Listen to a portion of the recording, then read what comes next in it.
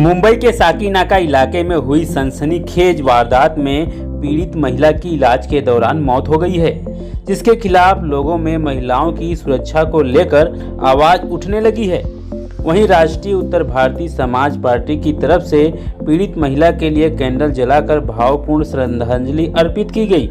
इस मौके पर राष्ट्रीय उत्तर भारतीय समाज पार्टी के राष्ट्रीय अध्यक्ष विजय कुमार शर्मा ने मांग की है कि पीड़ित महिला के बच्चों को 1 करोड़ रुपए मुआवजे दिए जाएं और इस पुरुष प्रधान देश में महिलाओं के खिलाफ होने वाले अपराध पर रोक लगे और कड़े से कड़े कानून बनाए जाएं ताकि लोगों में डर बना रहे।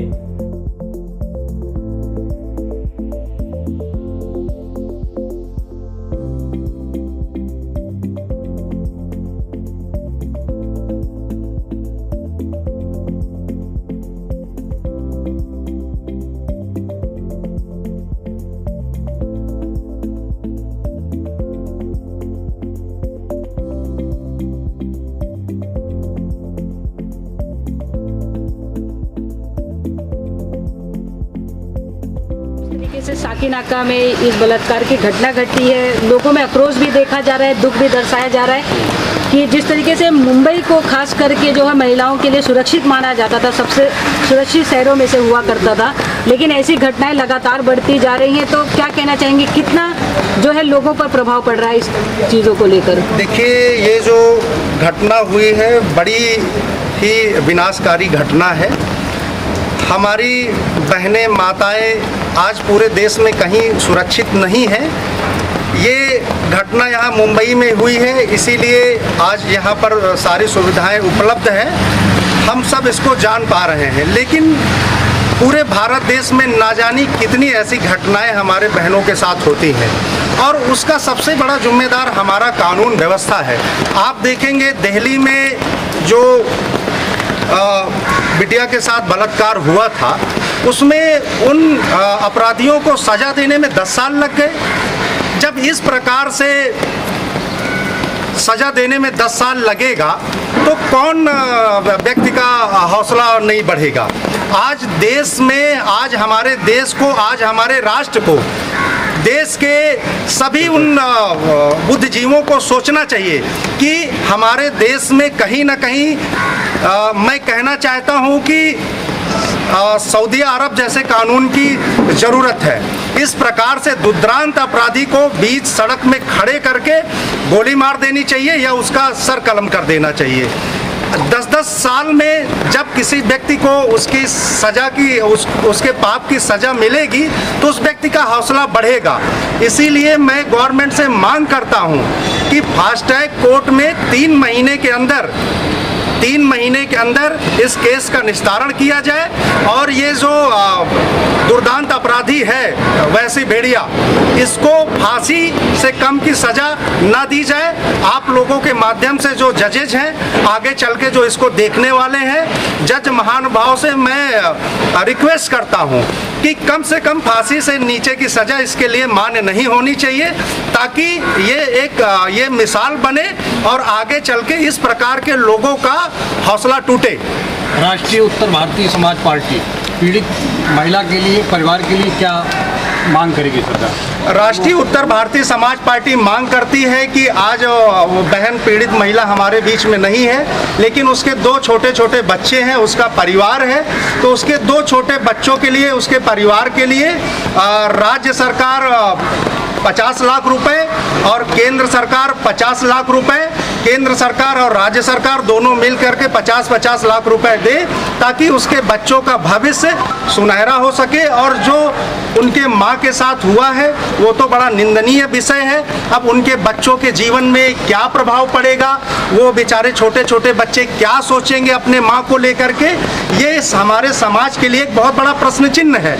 मैं देखिए, जब ऐसी कोई घटना होती है तो 2 दिन में हम जाते हैं, श्रद्धांजलि देते हैं और 2 दिन में हम भी भूल जाते हैं, हमारे देश की मीडिया भी भूल जाती है।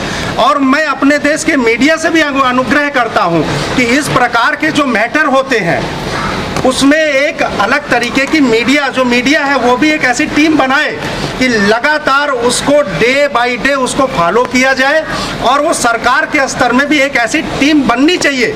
मैं देखिए देखने को मिलता क्या है कि जो इस प्रकार के दुर्दांत अपराधी होते हैं उनके वकील भी ऐसे ही होते हैं। वो कहीं ना कहीं पैसे के लिए लॉयर छुड़ाने की कोशिश करते हैं और फिर हमारा सरकारी पक्ष वो कमज़ोर पड़ जाता है। हमने बहुत सारी चीज़ों में देखा है कि सरकारी पक्ष किस प्रकार से कमज़ोर पड़ता है।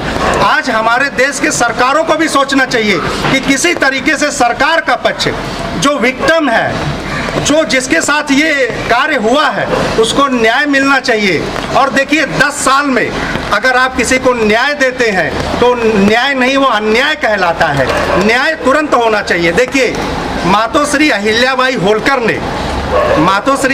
होलकर ने बहुत जगह पे, आप उनकी हिस्ट्री पढ़िए, बहुत जगह पे उन्होंने ऐसा न्याय किया है।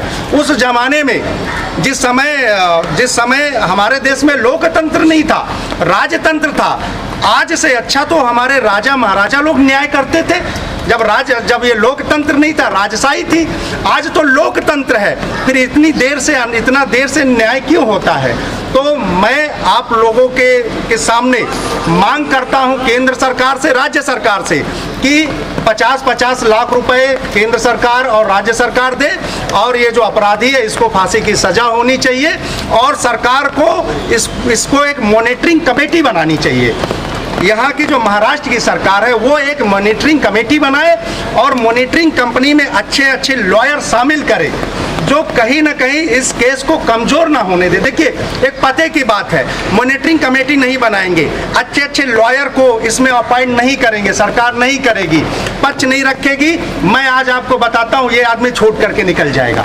अगर इसको मजबूत करना है, सरकार की नीयत साफ है, तो एक मॉनिटरिंग कमेटी बनाए और इसको ज़्यादा से ज़्यादा निगरानी में इसको फांसी तक इस आदमी को पहुंचाए। विजय जी, ये जाना चाहेंगे जिस तरीके से अभी आपने कहा कि जो महिलाएं होती हैं उनको कपड़े पहनने की सहूलियत दी जाती है कि भाई तुम ऐसे पहनो, क्या जो हमारे पुरुष वर्ग हैं उनको ये सारी चीज़ों के बारे में जानकारी नहीं, बचपन से ही उनको ये चीज़ें नहीं सिखाया जाना चाहिए किस तरीके से महिलाओं की इज्जत की जानी चाहिए? बिल्कुल, देखिए ऐसा है ना कि इस संसार में जो भी जन्म लिया है अपने माँ के ही गर्भ से लिया है, लेकिन ये समाज हमेशा से पुरुष प्रधान रहा है। महिलाओं की इज्जत तो होती कहाँ है इस समाज में?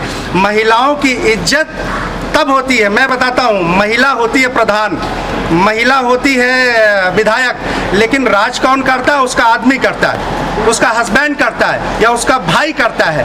पहले हमारे देश में हमारी महिलाओं को इतना सशक्त होना चाहिए कि अगर आप प्रधान हैं, अगर आप MP हैं, MLA हैं, आप राज करिए, आप बिल्कुल किसी का इंटरफेयर ना होने दीजिए। राजनीति कहाँ से कमजोर पड़ती है? आज मैंने देखा बहुत सारे राजनेता जो महिलाओं को सिखाते रहते हैं कि ये पहनिए, वो पहनिए, पर्दा करिए। अरे जनाब, पर्दा तो आपको भी करना चाहिए, फिर आप क्यों अकेले जाते हैं? आप 10 दिन कहीं रहें तो आप अच्छे हैं, हमारी महिलाएं 2 घंटे के लिए चली जाए तो वो बेकार हैं। ये देखिए, ये जो मतभेद, ये जो भेद है ना, ये प्राचीन काल से हमारे देश में चला आया है और ये 21वीं सदी का भारत है। हमारे देश के बड़े बड़े लीडर्स कहते हैं कि हम 21वीं सदी में पहुंच गए हैं। आज महिलाओं को और वीटो पावर देना चाहिए।